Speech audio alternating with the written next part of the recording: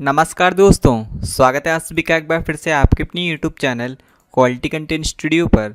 तो दोस्तों हम पढ़ रहे हैं आधुनिक भारतीय इतिहास को, जिसके अंतर्गत आज हम लोग कवर करने वाले हैं आधुनिक भारत के सामाजिक एवं धार्मिक आंदोलन से संबंधित इसके इस पार्ट 2 के संबंध में, जिसमें दोस्तों हम लोग जानेंगे ब्रह्म समाज के अगले 2 भागों के संबंध में, यानी कि भारतीय ब्रह्म समाज जिसे हम नौ विधान ब्रह्म समाज के नाम से भी जानते हैं, और आदि ब्रह्म समाज के संबंध में। इसके बाद दोस्तों हम लोग पढ़ेंगे प्रार्थना समाज के संबंध में। इसके अंतर्गत 3 लोगों के बारे में हम लोग जानेंगे, आत्मारंग पांडुरंग, महादेव गोविंद नराडे और धोंदो केशव केरवे के संबंध में। तो चलिए शुरू करते हैं। जैसा कि दोस्तों लास्ट के सेशन में हमने ब्रह्म समाज के अंतर्गत पढ़ा था कि ब्रह्म समाज के संस्थापक थे राजा राम मोहन राय। इनकी मृत्यु हो गई थी 1833 ईस्वी में। ब्रिस्टल इंग्लैंड में इनकी मृत्यु हुई थी। लेकिन दोस्तों इनकी मृत्यु से पहले ही राजा राम मोहन राय जी ने अपने ब्रह्म समाज के 2 नेतृत्वकर्ता के नाम नामित कर दिए थे। अर्थात राजा राम मोहन राय जी ने अपनी मृत्यु के बाद ब्रह्म समाज की बागडोर कौन संभालेगा, इन 2 व्यक्तियों के नाम पहले ही नामित कर दिए थे। तो दोस्तों ब्रह्म समाज का राजा राम मोहन राय की मृत्यु के बाद कार्यभार संभालते हैं पंडित रामचंद्र विद्या वागीश और महर्षि द्वारिका नाथ टैगोर। दोस्तों राजा राम मोहन राय की मृत्यु के बाद ब्रह्म समाज का कार्यभार संभालते हैं रामचंद्र विद्या वागीश और महर्षि द्वारिका नाथ टैगोर। महर्षि द्वारिकानाथ टैगोर के बाद दोस्तों इनके पुत्र आते हैं जो ब्रह्म समाज की बागडोर संभालते हैं, उनका नाम है देवेंद्र नाथ टैगोर। इनसे संबंधित ज़्यादातर एग्जाम में क्वेश्चन पूछे जाते हैं। जैसे कि दोस्तों इन्होंने ईसाई मशीनरियों के विरोध में एक ब्रह्मो धर्म की स्थापना की थी। तो ब्रह्मो धर्म की स्थापना दोस्तों किसने की थी? तो देवेंद्र नाथ टैगोर जी ने की थी। किसके लिए की थी? तो ईसाई मशीनरियों के विरोध में इन्होंने ब्रह्मो धर्म की स्थापना की थी। इसके अलावा दोस्तों इन्होंने तत्वबोधिनी सभा, तत्वबोधिनी पत्रिका और तत्वबोधिनी स्कूल की स्थापना की थी। तो तत्वबोधिनी सभा की स्थापना किसने की थी? तो देवेंद्र नाथ टैगोर ने। कब? तो 1839 ईस्वी में। दोस्तों देवेंद्र नाथ टैगोर ने ही तत्वबोधिनी पत्रिका, जो बांग्ला भाषा की एक पत्रिका थी, उसका संपादन किया था, जो ब्रह्म समाज की प्रमुख पत्रिका के रूप में भी जानी जाती। इसका संपादन दोस्तों देवेंद्र नाथ टैगोर के अलावा ईश्वरी चंद्र विद्यासागर जी ने भी किया था। तो तत्वबोधिनी पत्रिका का संपादन किन 2 लोगों ने किया था? तो देवेंद्र नाथ टैगोर और ईश्वरी चंद्र विद्यासागर जी ने किया था। इसके अलावा दोस्तों इन्होंने एक तत्वबोधिनी स्कूल की भी स्थापना की थी 1840 ईस्वी में। तो 1839 ईस्वी में तत्वबोधिनी सभा की स्थापना हुई थी और 40 में दोस्तों होती है तत्वबोधिनी स्कूल की स्थापना। 1857 में दोस्तों देवेंद्र नाथ टैगोर ने केशव चंद्र सेन नामक एक व्यक्ति को ब्रह्म समाज का सदस्य बनाया था, जो आगे दोस्तों ब्रह्म समाज की बागडोर भी संभालते हैं। और केशव चंद्र सेन को दोस्तों ब्रह्म समाज का सदस्य बनाने के 2 साल बाद ही ब्रह्म समाज का आचार्य भी बना दिया था, यानी कि 1859 ईस्वी में केशव चंद्र सेन ब्रह्म समाज के आचार्य भी बन गए थे। किसने बनाया था? तो देवेंद्र नाथ टैगोर जी ने। दोस्तों इस प्रकार हमने जाना कि ब्रह्म समाज के जो संस्थापक थे राजा राम मोहन राय जी, इनकी मृत्यु हो गई थी 1833 ईस्वी में और ब्रिस्टल इंग्लैंड में इनकी मृत्यु हुई थी। इनकी मृत्यु के पहले ही राजा राम मोहन राय जी ने ब्रह्म समाज के नेतृत्वकर्ता नामित कर दिए थे। वो थे रामचंद्र विद्या वागीश और महर्षि द्वारिका नाथ टैगोर। और दोस्तों महर्षि द्वारिका नाथ टैगोर के ही पुत्र थे देवेंद्र नाथ टैगोर। इन्होंने ब्रह्मो धर्म की स्थापना की थी ईसाई मशीनरियों के विरोध में, और तत्वबोधिनी सभा की स्थापना की थी 1839 ईस्वी में। तत्वबोधिनी पत्रिका भी बांग्ला भाषा में इन्होंने निकाली थी, जो ब्रह्म समाज की प्रमुख पत्रिका बनी थी। इस पत्रिका का संपादन दोस्तों देवेंद्र नाथ टैगोर जी ने और ईश्वर चंद्र विद्यासागर जी ने किया था। इसके अलावा दोस्तों 1840 ईस्वी में तत्वबोधिनी स्कूल की स्थापना देवेंद्र नाथ टैगोर जी ने की थी। 1857 में दोस्तों देवेंद्र नाथ टैगोर जी ने केशव चंद्र सेन नामक व्यक्ति को ब्रह्म समाज का सदस्य बनाया था और 1859 ईस्वी में दोस्तों केशव चंद्र सेन को ब्रह्म समाज का आचार्य भी नियुक्त कर दिया था। और अब भाई दोस्तों हम जानते हैं कि केशव चंद्र सेन जब ब्रह्म समाज के आचार्य बना दिए गए, तो इन्होंने दोस्तों ब्रह्म समाज के अंतर्गत कौन कौन से कार्य किए थे? ब्रह्म समाज का विस्तार दोस्तों केशव चंद्र सेन ने किया था। बंगाल से लेकर बम्बई, मद्रास आदि क्षेत्रों में भी दोस्तों इसका विस्तार केशव चंद्र सेन जी ने किया था। इन्होंने दोस्तों एक संगत सभा की स्थापना की थी 1860 ईस्वी में। धार्मिक और सामाजिक समस्याओं के निवारण के लिए इस सभा की स्थापना की गई थी।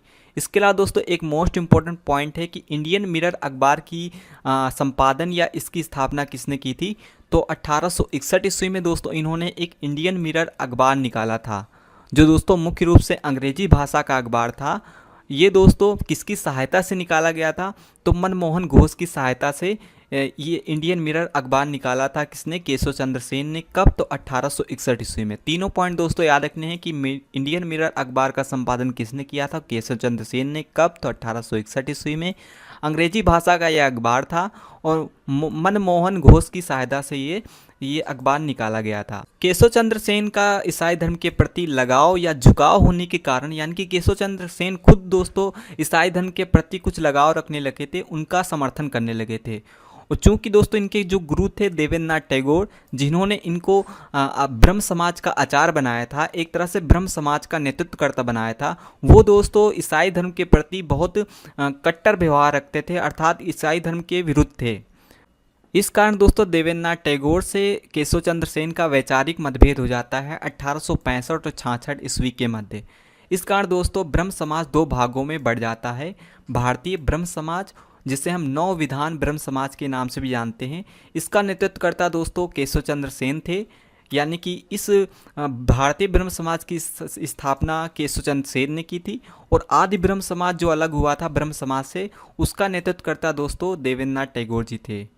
तो आदि ब्रह्म समाज दोस्तों देवेंद्रनाथ टैगोर के नेतृत्व में संचालित हुआ और भारतीय ब्रह्म समाज या नौ विधान ब्रह्म समाज दोस्तों केशव चंद्र सेन के नेतृत्व में संचालित हुआ था। इस प्रकार ब्रह्म समाज दो भागों में बढ़ गया था, क्योंकि देवेंद्रनाथ टैगोर और केशव चंद्र सेन के बीच वैचारिक मतभेद हो गए थे ईसाई धर्म को लेकर।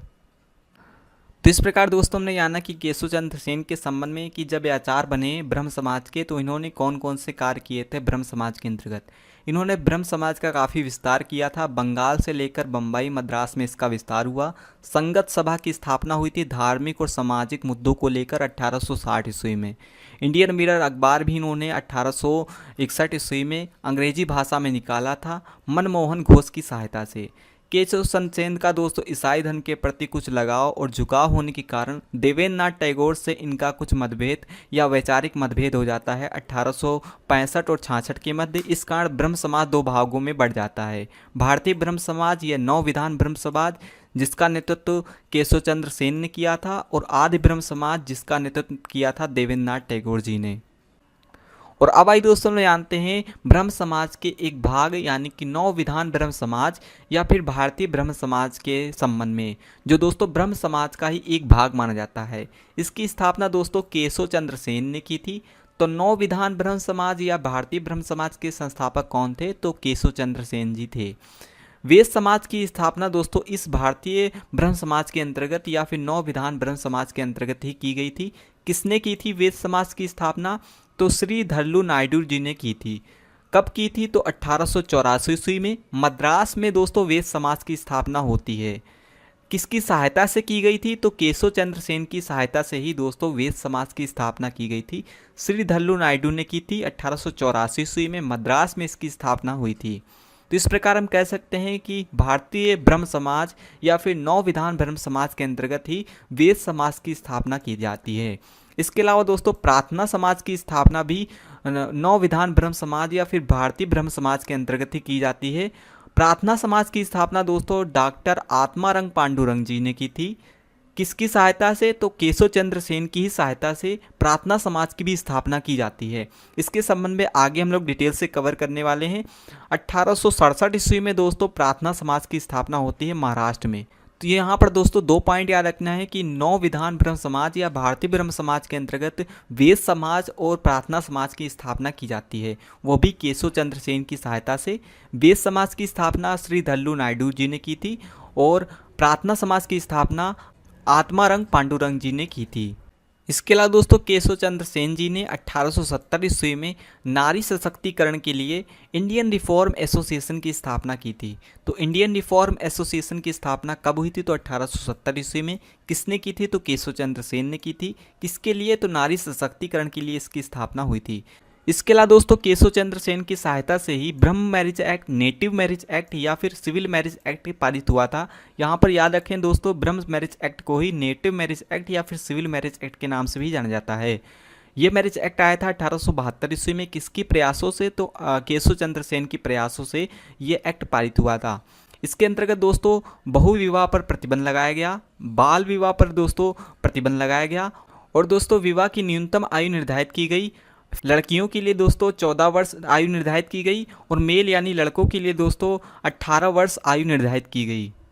इसके बाद दोस्तों जब ब्रह्म मैरिज एक्ट पारित हो गया, इसके कुछ साल बाद ही दोस्तों जो ब्रह्म मैरिज एक्ट केशव चंद्र सेन के प्रयासों से ही लाया गया था। लेकिन दोस्तों 1878 ईस्वी में केशव चंद्र सेन ने अपने ब्रह्म समाज के इस ब्रह्म मैरिज एक्ट का उल्लंघन कर दिया।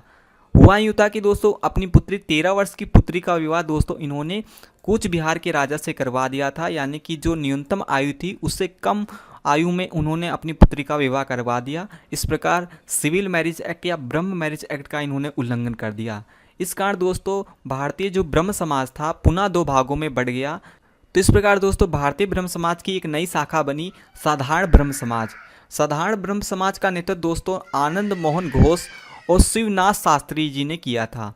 इनसे संबंधित दोस्तों एक महत्वपूर्ण पॉइंट है कि सिटी कॉलेज की स्थापना साधारण ब्रह्म समाज के अंतर्गत की गई थी।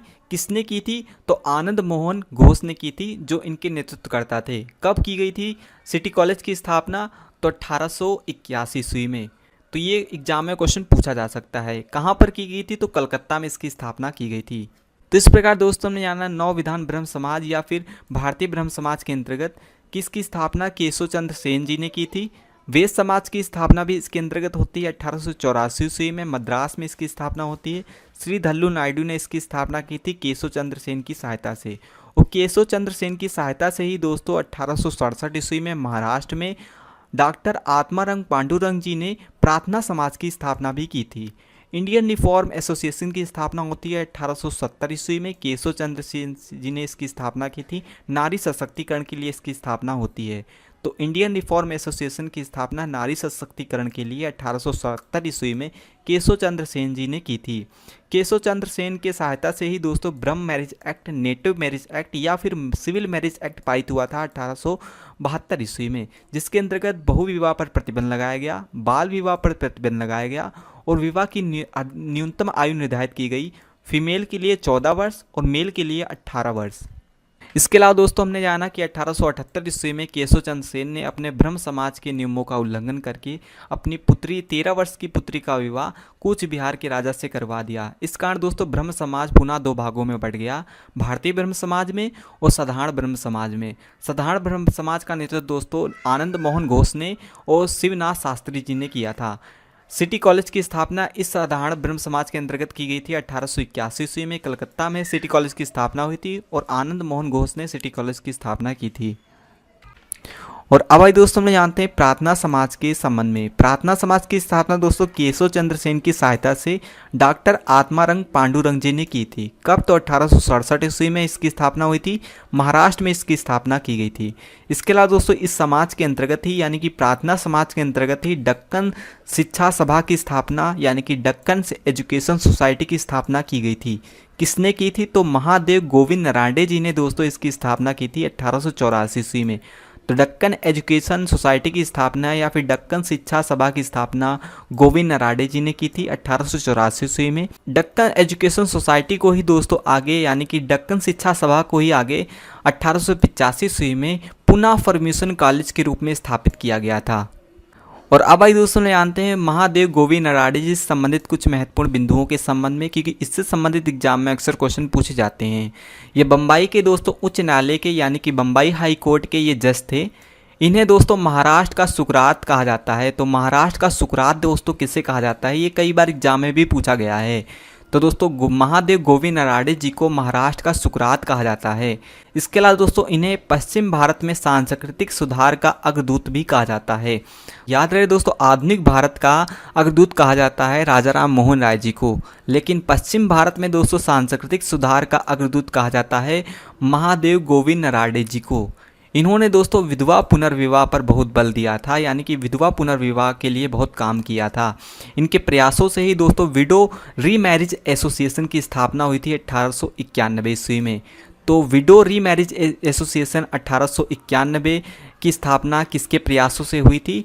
तो गोविंद नरांडे जी के प्रयासों से। दोस्तों इस प्रकार हमने जाना प्रार्थना समाज के अंतर्गत कि इसकी स्थापना हुई थी 1867 ईस्वी में। महाराष्ट्र में इसकी स्थापना हुई थी। इसकी स्थापना की गई थी डॉक्टर आत्मारंग पांडुरंग जी ने इसकी स्थापना केशव चंद्र सेन की सहायता से की थी।